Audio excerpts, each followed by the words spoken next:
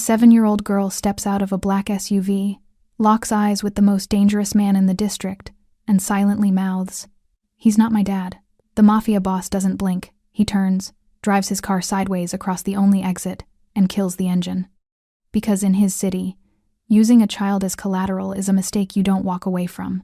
If this story pulled you in, go ahead and subscribe so you never miss what's ahead. I've got another unforgettable story coming tomorrow. And while you're here, drop a comment and tell me where you're watching from. I love seeing people tuned in from all over the world. Okay, let's get back into it. The commercial district off Calle Meridian didn't look like the kind of place where lives changed direction. Wide asphalt lanes, low-rise office fronts, a parking structure on one end, and a narrow one-way exit lane feeding back into the main boulevard on the other. On a Thursday near dusk, the lot held maybe 30 vehicles, and the kind of people who belonged to them, businessmen returning to sedans, a delivery driver stacking crates near a loading dock, 2 women in office clothes walking fast with their heads down. Everyone occupied, nobody watching. That was the kind of street it was. Valentino had pulled in because his associate needed 2 minutes to handle a handoff. Nothing significant. He stepped out of the passenger side and positioned himself near the exit lane, simply because enclosed spaces had never agreed with him. He stood still while everything around him moved, and that stillness alone was enough to make people instinctively reroute their paths. He was 41. Lean, but built with a density that came from years of controlled violence and colder discipline. His suit was black, tailored close, no tie. The top button of his shirt sat open at the collar. Tattoos climbed from beneath the fabric, dark geometric patterns tracking up the left side of his neck, curling behind his ear, reaching toward his jaw. His hands were inked from knuckle to wrist, the designs dense and deliberate. He looked exactly like what he was, which was why most people on that street had already decided, without consciously deciding, to give him room. He wasn't watching the black SUV when it turned into the lot. He noticed it the way he noticed everything peripherally, without urgency. Large vehicle, dark tint, private plates, moving slowly, the way vehicles move when the driver is assessing rather than parking. The rear passenger door opened first. A small girl stepped out onto the asphalt. That was the detail that caught him. She was young, 7, maybe 8.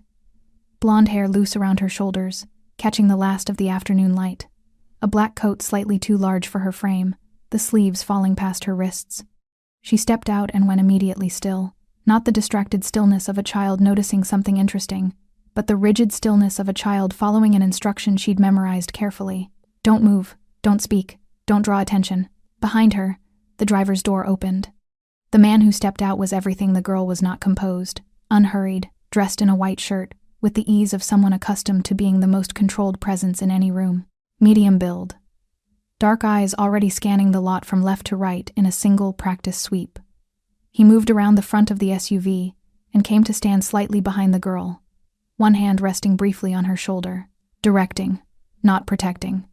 There was no warmth in the gesture, no instinctive pulling close that fathers do without thinking the unconscious gravity between a parent and child in an unfamiliar place. Just a functional hand, repositioning her like a piece being moved on a board.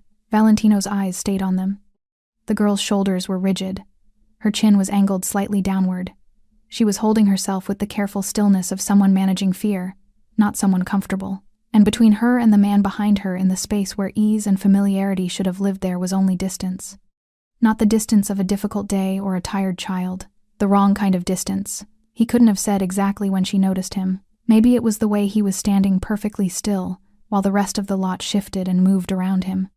Maybe it was something more instinctive, that wordless animal awareness that even young children carry, that one is watching, and watching differently. She looked up, found him across the asphalt without searching.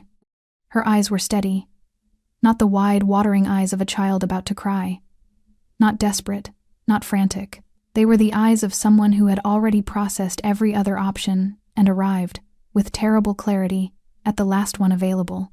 She held his gaze for one deliberate second, and mouthed 3 words. He's not my dad. No performance. No reaching toward him. No visible distress that would alert the man behind her. Just quiet, precise, and trusting in the way that only someone with nothing left to lose can trust a complete stranger. Valentino's expression didn't change. Not outwardly. Inwardly, something shifted into alignment with a quiet, decisive click. the same internal mechanism that had served him for 20 years in rooms where the wrong read meant the wrong outcome. He had spent a long time building a reputation around the principle that emotion was a liability and mercy was a negotiating position, not a reflex. But this was not a negotiation. This was a child standing in his city, in his district, beside a man whose hand on her shoulder had told him everything he needed to know before she'd mouthed a single word. He looked at her for one moment longer. Then he turned, walked back to his car, lowered himself into the driver's seat, pulled forward slowly, and drove the vehicle sideways across the narrow exit lane. Engine off, door open. He stepped back out and stood beside it, hands loose at his sides, and waited. The man in the white shirt noticed immediately. He stopped walking, looked at the blocked lane, looked at Valentino. Valentino looked back. Neither of them spoke yet, but in the space between them and the golden, dust-lit air of that quiet commercial lot, something had already been decided. The girl stood between them both, small, still, watching, and for the first time since she'd stepped out of that SUV, her shoulders dropped just slightly from somewhere near her ears to somewhere closer to where they belonged. But to understand how a 7-year-old girl ended up standing in Valentino Sanz's district beside a man who was not her father, and why her real father was, at that same moment, sitting broken in a room across the city, preparing to surrender, the only thing he had left, you have to go back 3 days, to the moment the offer was made, and the moment Rafael Flores said no. Rafael Flores was not a criminal. That was the part that made it worse. He was a man who had made one bad decision inside a sequence of desperate ones, the kind of ordinary unraveling that begins with a medical bill, compounds with a missed payment, and ends somewhere so far from where you started that the distance itself becomes incomprehensible. He drove deliveries. He fixed things. He took whatever work arrived and stretched whatever it paid. After Clara's mother left, he became both parents simultaneously, packing lunches, braiding hair badly, reading stories he barely understood just to hear her laugh at his voices. He was not a criminal, but 3 years of drowning will make a man reach for anything that looks like a rope. Armani Douglas had found him the way men like Armani always found men like Rafael, through the gap between what someone needed and what they could legitimately access. The first arrangement had been simple. Deliver a package. Don't open it. Don't ask. $3,000 for 40 minutes of driving. Rafael had told himself it was a one-time concession to impossible circumstances. He told himself that, while depositing the money, he told himself that while paying the electricity bill and buying Clara new shoes and watching her face when he said yes to the school trip she'd stopped asking about, he told himself a lot of things. The second arrangement followed, then the third, each one slightly larger, each one slightly less deniable, and by the time Rafael understood the full weight of what he'd stepped into, Armani Douglas wasn't an option anymore. He was an obligation. The job that broke everything was different from the others. Armani had explained it simply, the way he explained everything, leaning back, unhurried, as though the conversation were about weather rather than the irreversible. A man needed to be intercepted. Not hurt, Armani had said, with the particular smoothness of someone who used that word as a courtesy rather than a commitment. Just stopped, delayed. Rafael would drive. 2 other men would handle the rest. Rafael had listened to the full explanation. Then he said no. Not because he'd found sudden courage, not because some moral clarity descended on him cleanly. He said no because the man Armani described was a father of 3, and something in Rafael, something that had survived every compromise he'd made up to that point, simply would not move past that particular detail. Armani had nodded slowly. "I'll give you the night to reconsider," he said. He hadn't raised his voice. He hadn't threatened. He had simply stood, straightened his jacket, and left. That night, Rafael had held Clara while she slept, and understood, with the specific dread of a man who knows exactly how these conversations end, that his no would cost him something significant. He hadn't understood yet that it would cost him her. The next morning, Clara was gone before he woke. There was no sign of forced entry, no struggle. She had simply ceased to be in her bed, her small form replaced by a phone not his with a single message on the screen. "Reconsider. You have 72 hours. She is safe as long as you are cooperative." Rafael had stopped breathing for a moment that felt much longer than a moment. Then he called the only number he had for Armani and said, voice fractured, that he would do whatever was required. Armani's response was measured and almost gentle. "I know you will, but not yet. Let the wait settle first. We'll talk tomorrow." The line went dead. Raphael sat on the floor beside Clara's empty bed for a long time after that. Her stuffed rabbit was still on the pillow. Her glass of water from the night before was still on the side table, barely touched, the ordinary evidence of a child who had existed there hours ago and now didn't. He had put her in this position, not Armani, him. Every arrangement he'd quietly justified. Every package he'd told himself was probably nothing. Every boundary he'd renegotiated with his own conscience in the dark. It had all accumulated into this specific morning, this specific floor, this specific absence. He called her name once, softly, as though some part of him hadn't fully processed what the empty bed already confirmed. The apartment didn't answer. He had seen her once since then. Armani had permitted it briefly, strategically, the way someone demonstrates proof of a valuable asset without surrendering possession of it. A parking lot. Daytime. Clara brought forward just long enough for Raphael to see that she was physically unharmed, then guided back before he could reach her. She had looked at him across the asphalt with those steady eyes of hers. She hadn't cried. That was the part he couldn't stop replaying. She hadn't cried, hadn't reached for him, hadn't broken. She had looked at him with the composed, heartbreaking expression of a child honoring a promise. "I'll do what you said, Dad. I'm being good. I'm waiting." He had told her through tears the night before she was taken, though he hadn't known it was the night before to always trust him, to follow his instructions, to be brave. She was being all three, and it was destroying him. By the third day, Raphael had stopped eating. He sat in the room Armani's men had moved him to, a mid-floor room in a building he couldn't name the location of, and he ran the same calculation repeatedly, arriving at the same answer each time.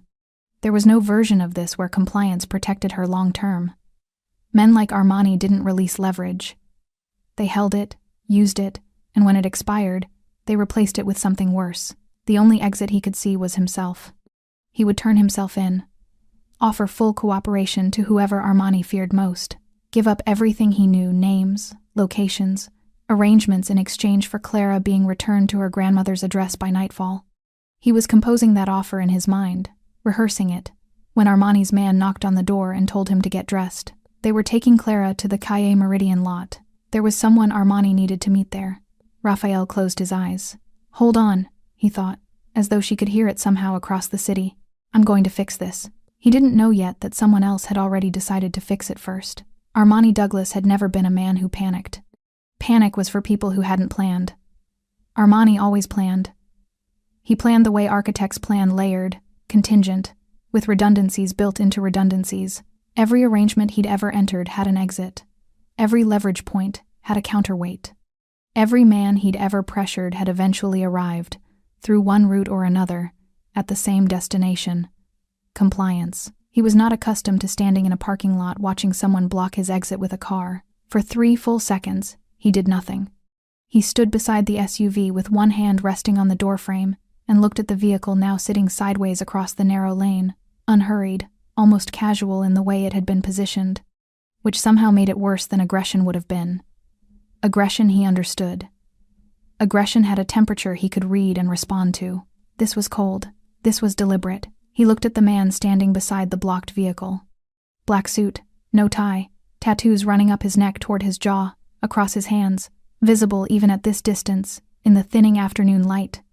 Lean, still, looking back at Armani with an expression that contained no anger, no challenge, no posturing, just waiting. Armani had lived long enough in dangerous circles to know the difference between a man performing power and a man who simply had it. The ones who performed it were loud, raised voices, visible weapons, deliberate intimidation. The ones who actually had it stood exactly the way this man was standing. Something shifted uncomfortably in Armani's chest. He covered it immediately. He let out a short laugh, controlled, dismissive. "You know you're blocking a lane," he called across. The man didn't respond. Armani straightened, adjusted his jacket, walked forward 3 steps, leaving Clara standing beside the SUV, which was its own kind of statement. She was not a concern. She was furniture, and furniture didn't require supervision.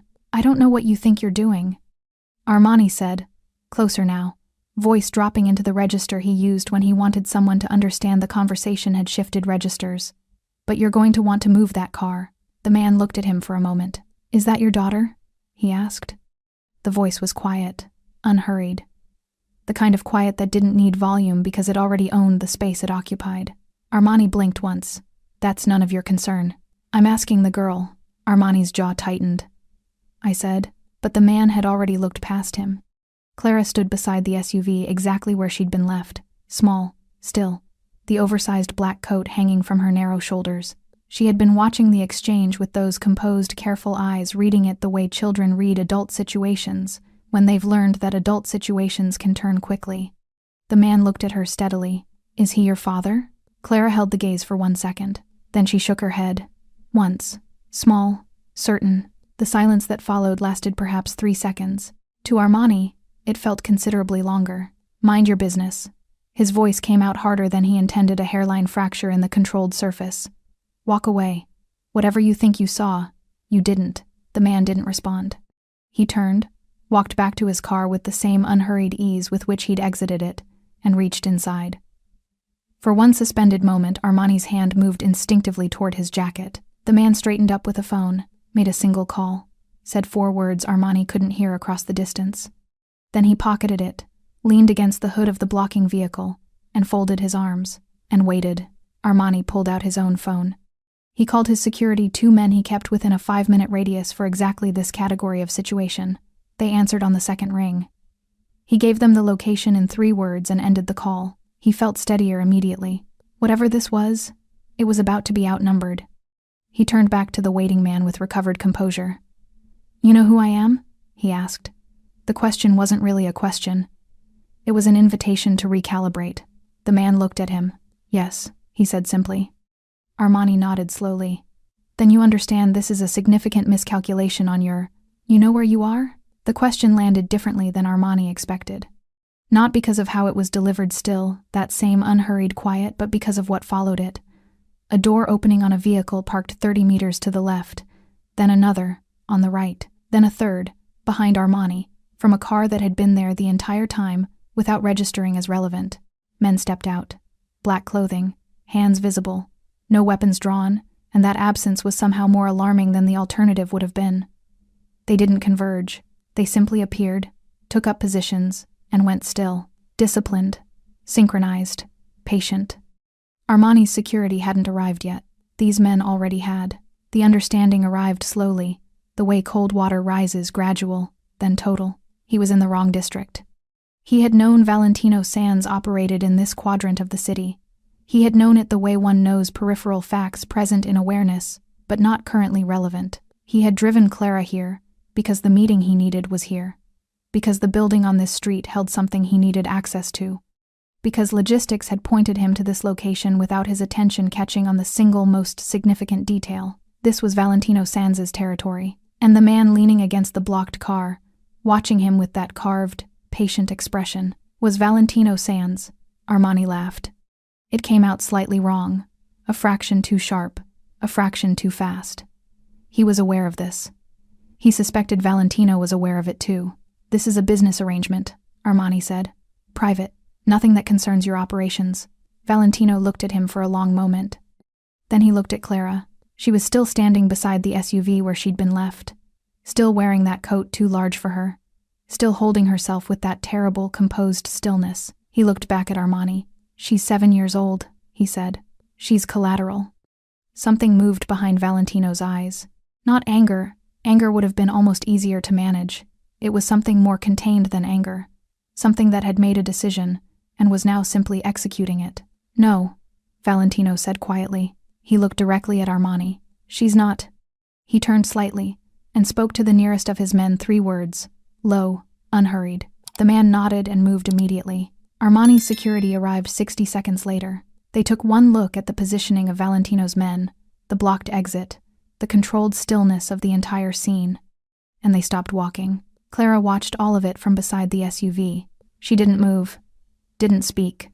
But somewhere in her chest, something that had been locked very tightly for 3 days, loosened just slightly, like a door that hadn't been opened in a long time, shifting on its hinges for the first time. Someone had heard her. Valentino had seen fear perform many roles.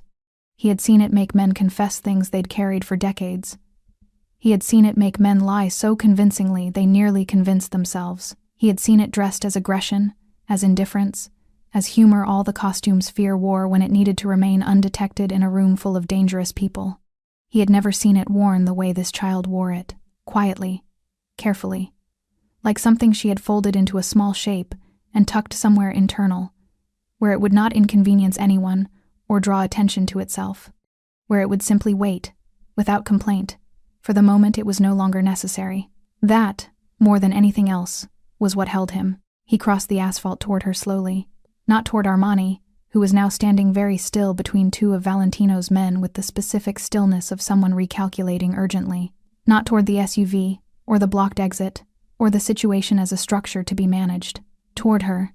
He stopped a few feet away and lowered himself, not fully kneeling, but enough to bring his face closer to her level, enough to shrink the distance between his presence and hers without eliminating it, because instinct told him that eliminating it would be the wrong move.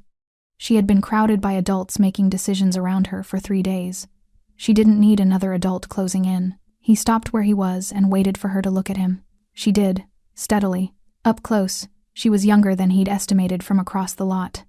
The blonde hair had a tangled quality at the ends, the kind that came from days without the small domestic attentions, someone brushing it out each morning, someone making sure. Her eyes were pale brown, very clear, slightly shadowed beneath. She had not been sleeping well. "What's your name?" he asked. "Clara." Her voice was small but not weak. There was a precision to it, the precision of a child who had learned, recently and quickly, that words had weight and should be placed carefully. "Clara." He said it back to her simply, not as a question, just so she knew it had landed. "Where is your father?" Something moved across her face, not breaking, but shifting, like light changing on still water. "He said he would pay," she said. "He told me to listen, and he would fix it." She delivered this with the careful faithfulness of someone reciting a promise. Not her own promise, his. She was holding it on his behalf, keeping it intact, presenting it now as evidence that the situation was manageable, that the terms were being honored, that everything was proceeding according to what her father had told her. Valentino was quiet for a moment. "Are you hurt?" he asked. She shook her head. "Has anyone hurt you?" "No." He held her gaze one moment longer. Then he straightened. He turned to face Armani.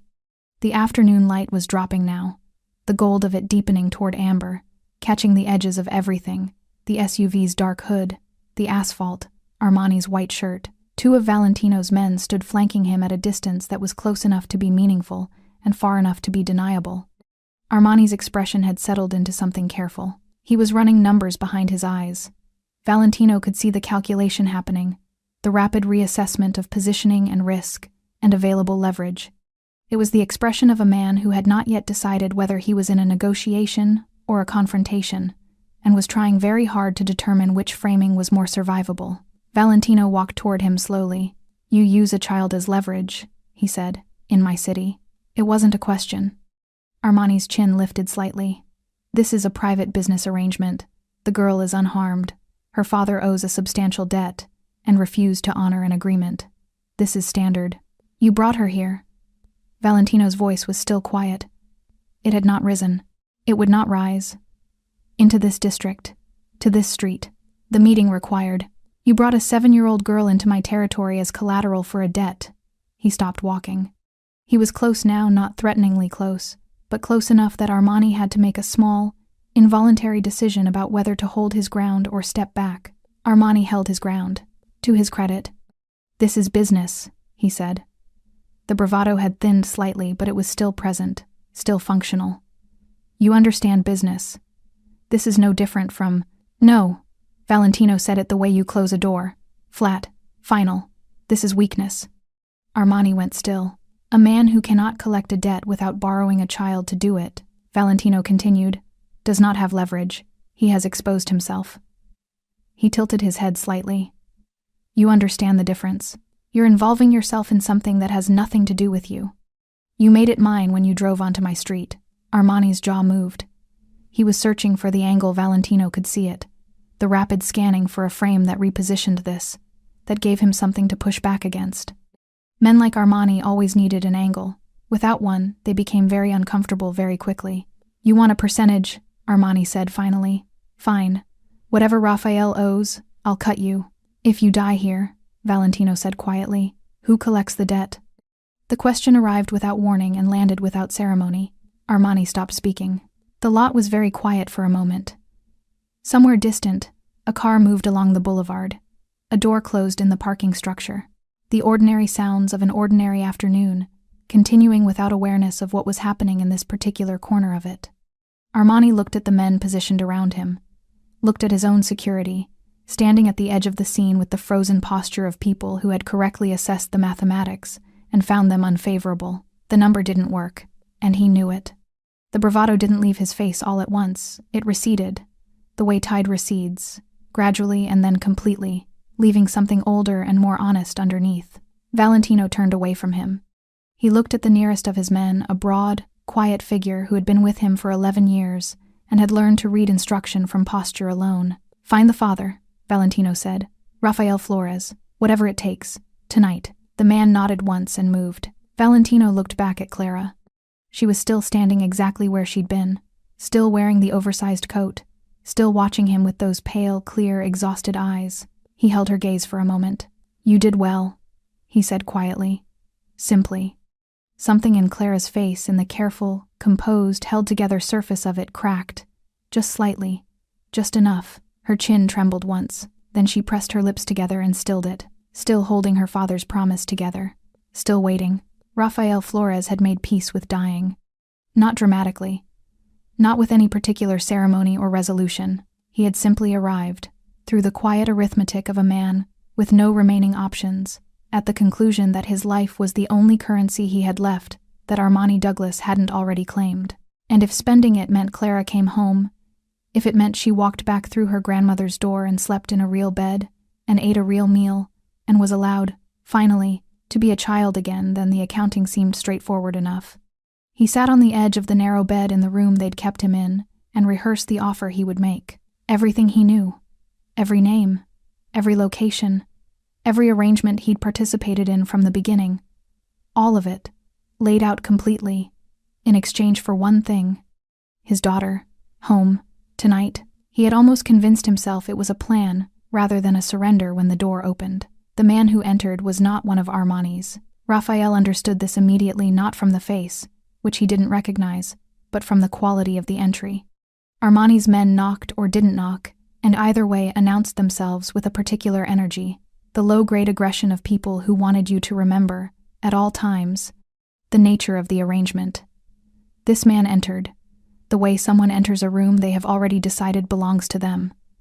Calm, unhurried, taking in the space with a single sweep before settling his attention on Rafael. "Rafael Flores," he said. Not a question. Rafael stood slowly. "Who are you?" "Someone sent to find you." The man moved to the window, checked the street below with a practiced glance, then turned back. "You have a daughter, Clara, 7 years old." Rafael's chest contracted. "Where is she? Is she—" "She's safe." The man said it with a flatness that was somehow more convincing than reassurance would have been. This was not comfort being offered. This was information. "She's been removed from Douglas's control. I need you to come with me." Rafael stared at him. "Who sent you?" he said again. The man looked at him steadily. "Valentino Sanz." The name landed in the room like a stone into still water. Rafael had heard it the way everyone in this city had heard it, in careful, peripheral ways. Never directly, never loudly. The kind of name that existed in conversation as a reference point rather than a subject, the way people reference weather systems or geographical features, something large and real that shaped the landscape without requiring discussion. He had never had reason to think that name had anything to do with him. "Why?" Rafael said carefully. "Would Valentino Sanz send someone to find me? Your daughter mouthed 3 words to him in a parking lot this afternoon." The man's expression didn't change. He understood them. "That's all you need to know right now." Rafael sat back down on the edge of the bed. He pressed both hands over his face and stayed like that for a long moment, not crying, not speaking, just existing inside the specific, overwhelming relief of a man who has been carrying an unbearable weight and has just been told, without warning, that someone else has taken hold of the other end. His shoulders shook once, then he steadied himself, dropped his hands, and stood. "Take me to her," he said. Across the city, Valentino's men were moving with the quiet efficiency of people who had done this kind of work long enough that it no longer required discussion. 2 teams, separate routes. One tracking Armani's secondary holding locations, the places men like Armani kept people when they needed them, accessible but invisible. The other running Raphael's name through the network of contacts and informants that Valentino had spent 2 decades cultivating in exactly this city, for exactly this category of situation. It had taken 40 minutes to find him. Valentino received the confirmation on his phone and read it without expression. He pocketed the phone and looked across the lot to where Clara sat in the back seat of one of his vehicles, door open, one of his men standing at a respectful distance nearby. She had been given water and a jacket that was warmer than the oversized coat. She was sitting with her knees together and her hands folded in her lap, looking out through the open door at nothing in particular. She had not asked for anything. She had not complained. She had simply waited, with that same composed and heartbreaking patience, for whatever came next. Valentino watched her for a moment. He had extracted people from situations before. It was not uncommon work in his world. Leverage moved in all directions, and occasionally redirecting it served purposes that aligned with his own interests. He had never confused this for altruism. It was always strategic, always calculated. The moral dimension of it was incidental. He told himself this now. Watching the child sit in the back seat of his car with her hands folded, he was not entirely convinced. Armani was being held in the kind of comfortable containment that Valentino preferred: no physical coercion, no explicit threat, simply the presence of enough disciplined men in a small enough space that movement became a theoretical rather than practical option. He had made 2 phone calls, both of which had been permitted. He had eaten, which had also been permitted. He had not been harmed. This, Valentino knew, was its own kind of message. Men who wanted to frighten you hurt you immediately. Men who were genuinely more powerful than you didn't need to. They simply made the architecture of the situation clear and waited for you to stop arguing with it. Armani had stopped arguing with it approximately 20 minutes ago. Valentino had been told this by the man supervising him, who described it simply as, he went quiet. Good. Quiet meant calculating. Calculating meant Armani was looking for the exit that cost him least, which meant when Valentino sat down across from him, the conversation would move efficiently, but that conversation was for later. Right now, a car was moving across the city carrying Rafael Flores, beaten, hollow-eyed, 3 days unwashed, running entirely on the fuel of a father who had not yet seen his daughter toward the street where Clara was waiting. Valentino's man had sent a single update from the vehicle. He hasn't stopped shaking since we told him she's safe. Valentino read it, set the phone face down on the hood of the car, looked up at the amber sky above the district, the last light of the day dissolving into something darker and quieter. He thought about what Clara had said when he'd told her she'd done well. The way her chin had trembled once before she steadied it. 7 years old, holding her father's promise together with both hands. Hold on, he thought, though not to anyone in particular. He's almost here. The car carrying Rafael arrived at 6:47 inches the evening. Valentino knew the exact time because he checked not from impatience, but from the habit of a man who understood that timing was its own kind of leverage, and that the sequence in which things happened mattered as much as the things themselves. He had arranged this deliberately. Armani first, then Rafael, then Clara, brought forward at the precise moment the dynamic in the room had been sufficiently restructured. Order mattered, control mattered. He reminded himself of this as the vehicle pulled into the lot. Rafael Flores stepped out, and Valentino catalogued him in a single glance. 40, maybe 42. Medium height, slightly built, the kind of build that came from years of physical work rather than intention, functional rather than cultivated. His face carried 3 days of stubble and something older than exhaustion. His left eye was swollen at the corner, a bruise yellowing toward the cheekbone. His lip had been split and had healed badly in the interim. He walked with the slightly careful gait of someone managing ribs that had been introduced to a blunt object. He had been beaten. Not savagely, Armani had wanted compliance. Not incapacitation, but enough to demonstrate that the arrangement was not theoretical. What struck Valentino most was the eyes.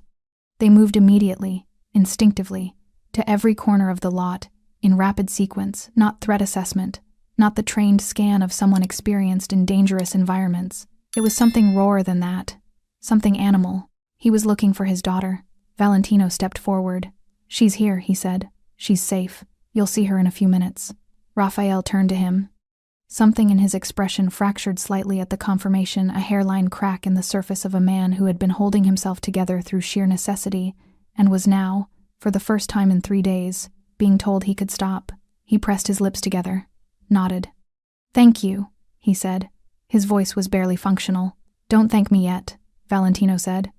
"We have something to finish first." Armani was brought out 2 minutes later. He walked into the lot with the contained composure of a man who had made his calculations and arrived at his position and intended to hold it with dignity. His shirt was still neat. His expression was still controlled. He looked at Raphael with the flat, assessing gaze of a creditor examining a debtor, habitual, reflexive, as though the last several hours had not materially altered the fundamental nature of their relationship. Then he looked at Valentino. The composure thinned slightly. "Let's resolve this," Armani said. "Yes," Valentino agreed. "Let's." He positioned himself between the two men, not mediating, not facilitating, simply occupying the center of the space in a way that made clear who had convened this meeting and who was running it. "The debt," Valentino said to Armani. "What is the original figure?" Armani named it. Valentino looked at Raphael. Raphael confirmed it with a single nod, the nod of a man past the point of strategic concealment. "The job he refused," Valentino continued. "Describe it." Armani's jaw tightened. "That's not relevant to—" "Describe it." The quiet was absolute. Armani described it. Valentino listened without interruption. When Armani finished, Valentino was silent for a moment. Not processing, he had already known the shape of it from what his men had gathered over the preceding hours. He was simply allowing the description to sit in the open air between the three of them, where it could be properly examined. "You asked him to participate in a violent interception," Valentino said. He declined. "You responded by taking his child." He looked at Armani steadily. "That is not a business dispute. That is a crime committed inside my territory against a civilian family. You understand the distinction. The debt is legitimate." "The debt is not in question." Valentino's voice remained level. "The method is. You escalated a financial arrangement into the abduction of a child. That changes what you're owed." Armani stared at him. "You're restructuring my agreement. I'm defining what you're permitted to collect." Valentino looked at Raphael. "The original sum, cash, paid in installments over 18 months at a schedule his income can sustain. No jobs, no arrangements, no involvement in operations." He looked back at Armani. "You collect the money. Nothing else. The family is off limits from this moment. That's not the alternative." Valentino said quietly, "Is that I take the position that what happened here today constitutes a significant violation of territorial conduct, and I respond accordingly." He paused. "You know what accordingly means." The lot was very quiet. Somewhere in the parking structure above them, a car engine turned over and faded. The last amber light had dissolved from the sky, leaving something blue and cooling in its place. The overhead lights of the lot had flickered on, casting everything in a flat, even illumination that left nowhere to hide. Armani stood in the center of it and did his arithmetic one final time. The numbers had not changed since the last time he'd run them. They would not change. Valentino's men were positioned. His own security had been neutralized, not harmed, simply redirected, which was somehow more humiliating than the alternative. There was no version of this scenario in which force produced a favorable outcome. There was no exit, only terms. He exhaled slowly through his nose. 18 months, he said. 18 months, Valentino confirmed. And the family is clear. The family is clear. Armani looked at Raphael for a long moment with the expression of a man filing away a debt that was no longer financial. Then he looked away. "Fine," he said. Valentino turned to his man on the right and gave a single nod. The man walked to the vehicle where Clara had been waiting and opened the rear door. She stepped out. She stood at the edge of the lot in her oversized coat, pale and small in the flat overhead light, and looked across the asphalt. Raphael saw her. Whatever had been holding him together, the necessity, the focus, the requirement to remain functional through the meeting, released completely and instantaneously. The way a held breath releases, the way a fist unclenches after hours of gripping. He crossed the distance between them in 5 steps and dropped to his knees in front of her. His arms went around her. Clara pressed her face into his shoulder. Neither of them spoke for a long moment. Valentino watched from where he stood. He did not look away. Rafael Flores had rehearsed this moment approximately 10,000 times in 3 days. Not the logistics of it, he hadn't allowed himself the luxury of logistics, because logistics required believing the moment would actually arrive, and believing that had felt. At certain points in the preceding 72 hours, like a cruelty rather than a comfort. But the feeling of it, the specific weight of her, the way she tucked her head against him when she was tired or scared, the smell of her hair, the particular sound she made when she cried, not loud, never loud, but a small, hiccuping thing that she'd had since infancy, and that he could identify in a crowded room with his eyes closed. He had rehearsed the feeling 10,000 times, and it still arrived like something completely new. She was so small. That was the thing that undid him first. He had known she was small. She was 7. She had always been small. Small was simply what she was. But 3 days of catastrophic imagination had somehow enlarged her in his mind, made her into something more substantial, as though the magnitude of his fear had transferred itself to her form. Now, holding her, she was just his daughter, small and real and present.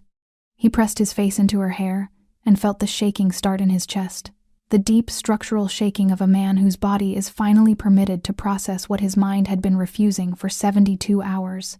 His arms tightened around her.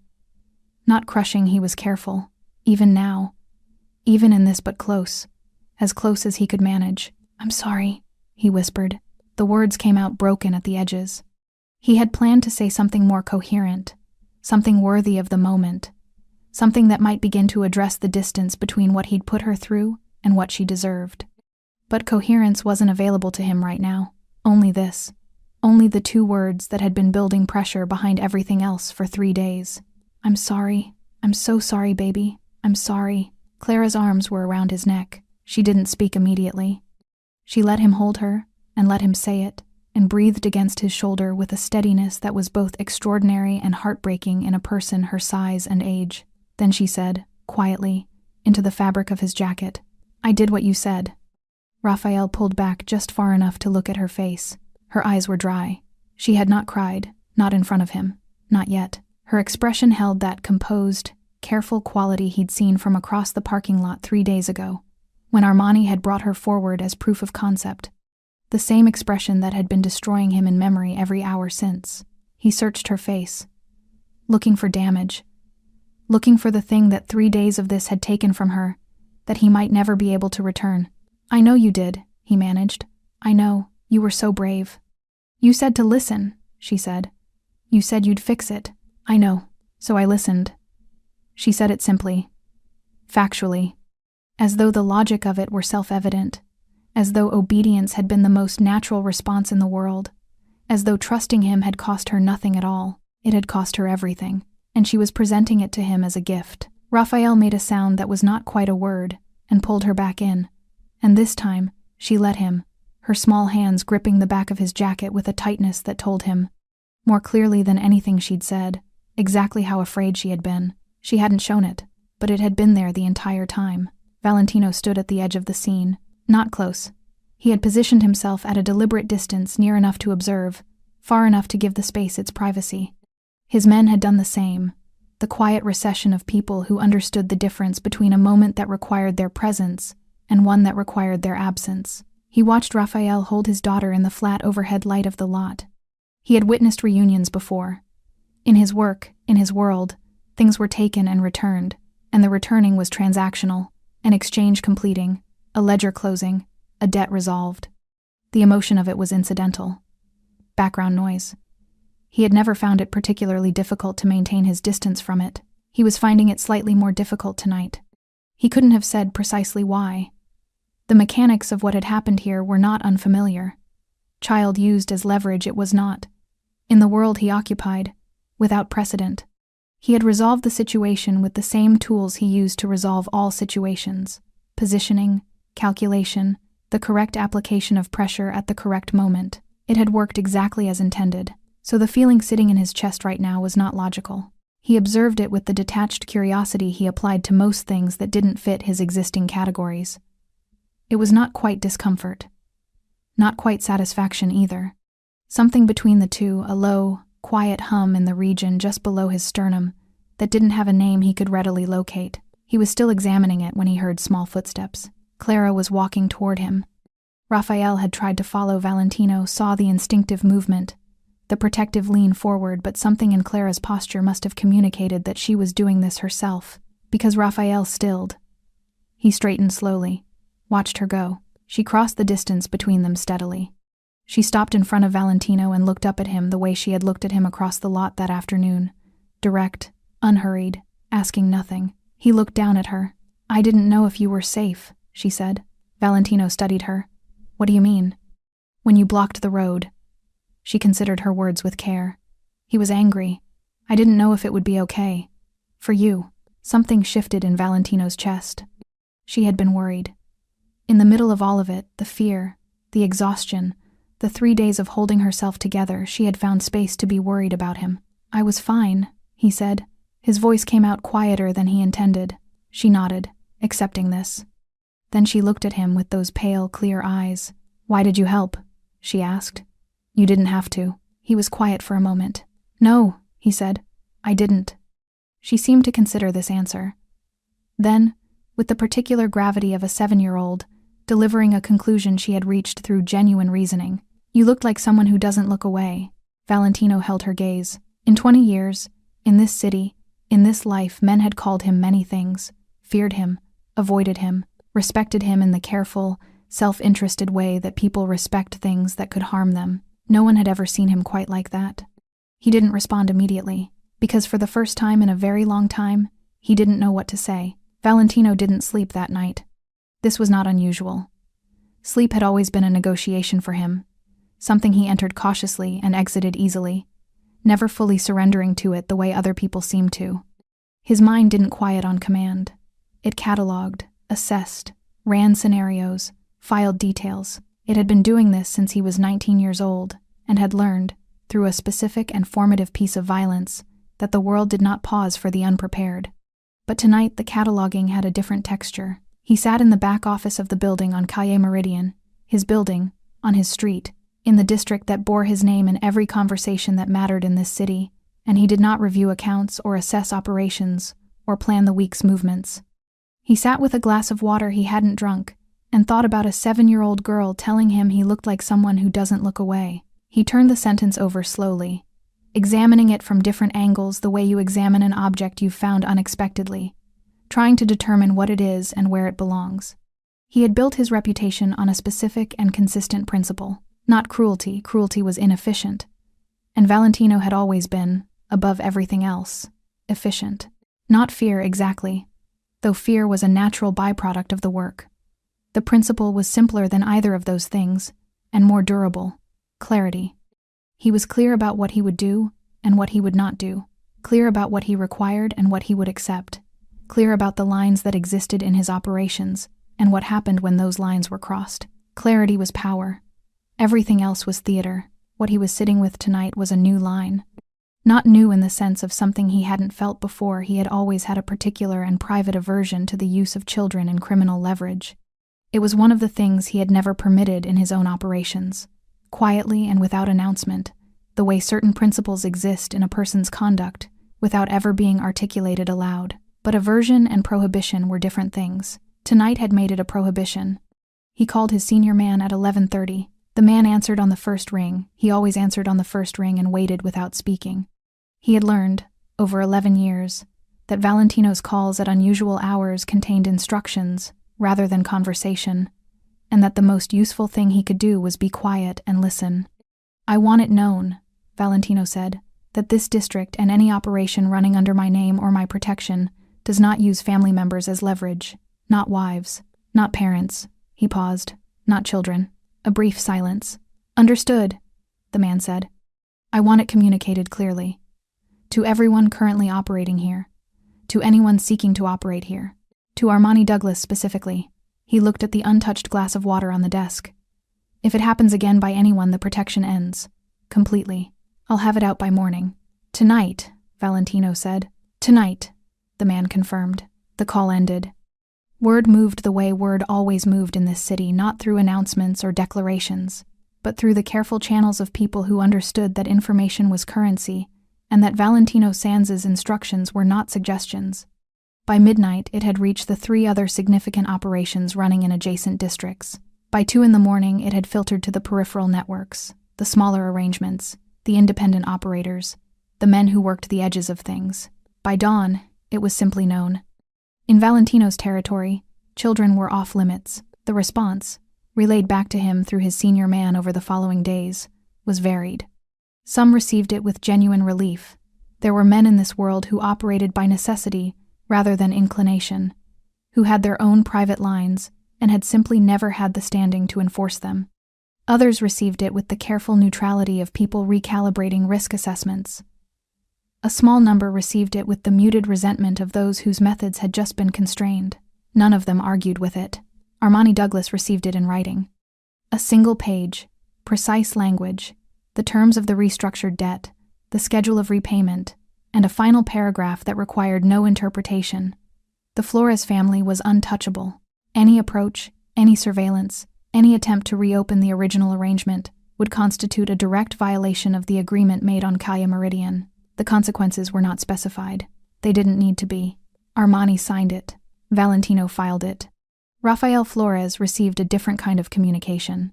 Not written, delivered in person, by the same quiet man who had brought him across the city the night before. Simple terms. The debt stood, but the structure had changed. Manageable payments. No involvement. No arrangements. His daughter's name would not appear in any conversation connected to any operation in this city for as long as Valentino Sanz had standing to enforce that. Rafael had listened to all of it, with the expression of a man still slightly disoriented by the fact that he was alive and intact, and his daughter was home. Then he asked the only question that had been waiting behind everything else since the lot. Why did he do this? The man considered the question briefly. He saw your daughter in his street, he said. And he made a decision. Rafael nodded slowly. He sat with that for a long time after the man left. Clara went back to school on the Thursday. Rafael had offered to keep her home longer, a week, 2 weeks, whatever she needed. She had considered this offer with characteristic seriousness, turning it over the way she turned most things over, and then declined it. She wanted to go back. She wanted her desk and her teacher, and the particular smell of the classroom in the morning and the specific noise of the playground at lunch. She wanted ordinary. Rafael understood. Ordinary was the thing that had been taken. Ordinary was therefore the thing that needed to be restored. He walked her to school himself, both ways, that first week. Then most days after that. A small restructuring of his schedule that cost him 2 delivery runs a week, and that he considered, without hesitation, the best investment he'd ever made. On the Friday evening of Clara's first week back, she sat at the kitchen table doing her homework, and asked, without looking up from her worksheet, "Is Valentino a good person?" Rafael paused. He thought about the man standing in the amber light of the commercial lot. The tattoos. The stillness. The absolute, unambiguous authority of someone who had spent decades being the most dangerous presence in any room he entered. He thought about the blocked exit, the restructured debt, the page with Armani's signature on it, currently in an envelope in the back of his desk drawer. He thought about Clara walking toward that man across the asphalt with her small, steady steps. "I think," Rafael said carefully, "that he's a complicated person who made a good decision." Clara considered this with her pencil hovering over the worksheet. "I think he's good," she said. "He just doesn't know it yet." She went back to her homework. Rafael stood in the kitchen doorway and looked at his daughter, small and intact, and ordinary in the best possible sense, bent over a mathematics worksheet in the yellow kitchen light. He thought about what it had cost to arrive at this moment. Every bad decision, every compromise, every quiet line crossed in the service of necessity. He thought about the floor beside her empty bed, the phone that wasn't his, the message that had replaced her. He thought about Valentino Sanz driving a car sideways across a narrow exit lane. Something settled in his chest. Not absolution. Not yet, and maybe not ever completely, but something adjacent to it. Something that felt, quietly and carefully, like the beginning of Forward. The envelope arrived on a Tuesday. Valentino's assistant placed it on the desk without comment. It had come through the building's general address, handwritten, no return name. The kind of correspondence that, in his world, warranted a degree of scrutiny before handling. She had checked it. It was clean. Just paper and whatever was inside. He looked at it for a moment before opening it. The handwriting on the front was adult but only just careful, slightly effortful, the writing of someone who took letters seriously and had pressed the pen a little too hard in the concentration of getting them right. For the man who blocked the road. No name, no address, just that. He opened it at his desk after his afternoon calls, in the 20 minutes between the end of business and the beginning of whatever the evening required. He unfolded the single page inside, with the particular care of someone handling something that had arrived unexpectedly from a category of experience they didn't usually encounter at this desk. There were 2 things inside. The first was a drawing. Done in colored pencil, the careful, earnest kind of artwork that existed in the specific register of a child who was trying very hard to represent something real rather than simply filling a page.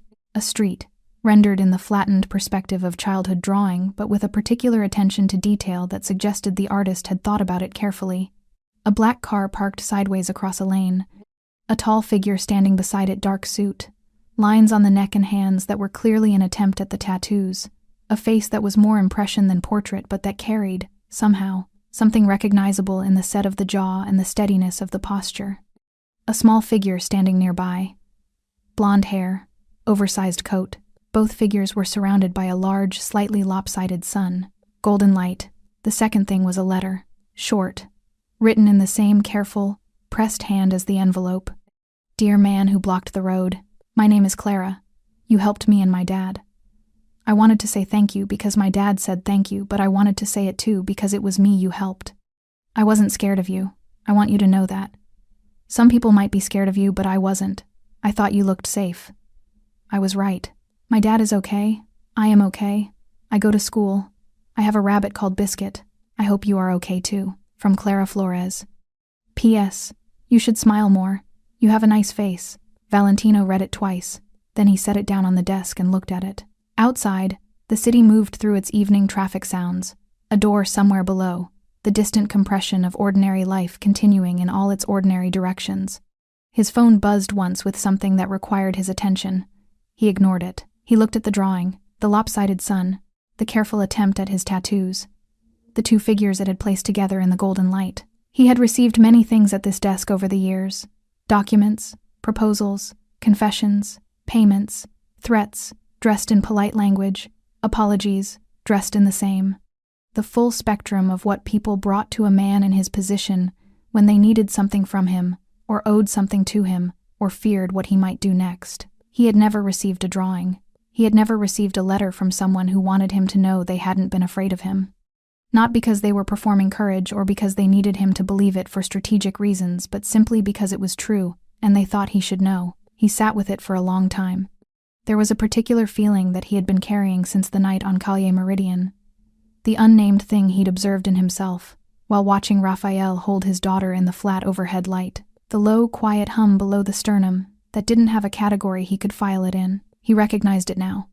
It was the feeling of having done something that had no strategic value, no leverage, no return, something that existed entirely outside the architecture of exchange and calculation that had governed every decision he'd made for 20 years.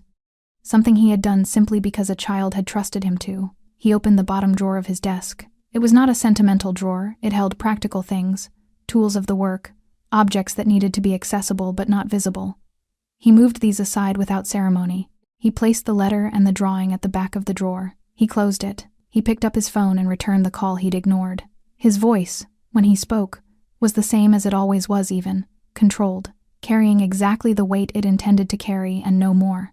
But something behind it had shifted. Not dramatically. Not in any way that would be visible to the person on the other end of the call, or to anyone who saw him that evening, or to the world that knew his name and kept its distance accordingly. Just shifted, the way a compass needle shifts when it finds north. Quiet, certain, pointing somewhere it hadn't pointed before. Power, Valentino had learned young, was a story other people told about you. You didn't construct it directly. You constructed the conditions, the decisions, the conduct, the lines held and the lines enforced, and then power was the narrative that accumulated around those conditions, the way sediment accumulates around a fixed point in moving water. Slow, patient, permanent. He had understood this at 19 and had been building accordingly ever since. What he hadn't understood, until recently, was that the story other people told about you was not always the story that mattered most. The Cal Meridian lot looked different in the morning. He stood at the edge of it, same spot, near the exit lane, where he had positioned himself on a Thursday afternoon that now existed in a specific and weighted way in his memory, and watched the district wake up around him. Delivery vehicles, office workers arriving, the ordinary machinery of a commercial street engaging its gears. The lot was just a lot. Asphalt and painted lines and the geometry of parked vehicles. Nothing about it announced itself as significant. No marker, no weight in the air, no visible evidence that anything had happened here. But he could place, precisely, where the SUV had parked. Where Clara had stepped out. Where she had stood when she looked up at him. Where she had mouthed 3 words with the calm deliberateness of someone who had decided, in a split second, that this particular stranger was worth trusting. He could place all of it exactly. The district had been running differently. Not loudly, nothing in his world ran loudly, and any change that announced itself was a change that had been implemented poorly, but differently in the ways that mattered. In the conversations that reached him, in the conduct of the operations under his oversight, in the texture of the relationships between the men and families who existed in the space, his name protected. The rule had held, not because people feared the consequences, though they did, and that was part of it, but because something in the specificity of the rule had communicated something larger than the rule itself. That there was a line, that the line was real, that the man who had drawn it not from strategy, but from something more durable.